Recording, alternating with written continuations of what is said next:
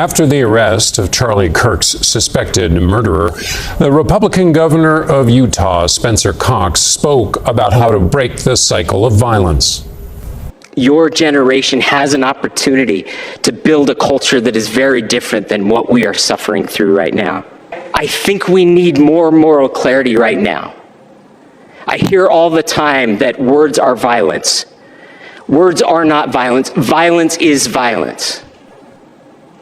And there is one person responsible for what happened here, and that person is now in custody and will be charged soon and will be held accountable. We can return violence with violence. We can return hate with hate.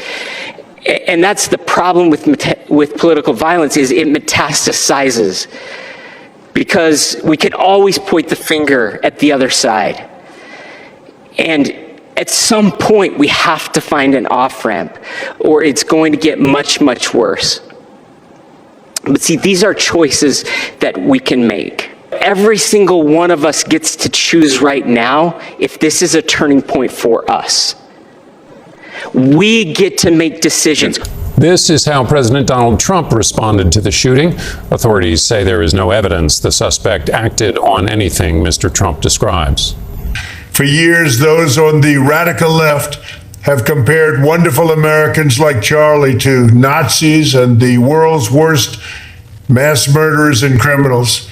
This kind of rhetoric is directly responsible for the terrorism that we're seeing in our country today, and it must stop right now. What do we do about our country with that? Because we have radicals on the right as well. We have radicals on the left. How do we fix this country? How do we come back together? I'll tell you something that's going to get me in trouble, but I couldn't care less. The radicals on the right oftentimes are radical because they don't want to see crime. The radicals on the left are the problem, and they're vicious, and they're horrible, and they're politically savvy. Two leaders, two responses to political violence. One calling for moral clarity and restraint, the other casting broad blame without evidence and pledging sweeping retribution.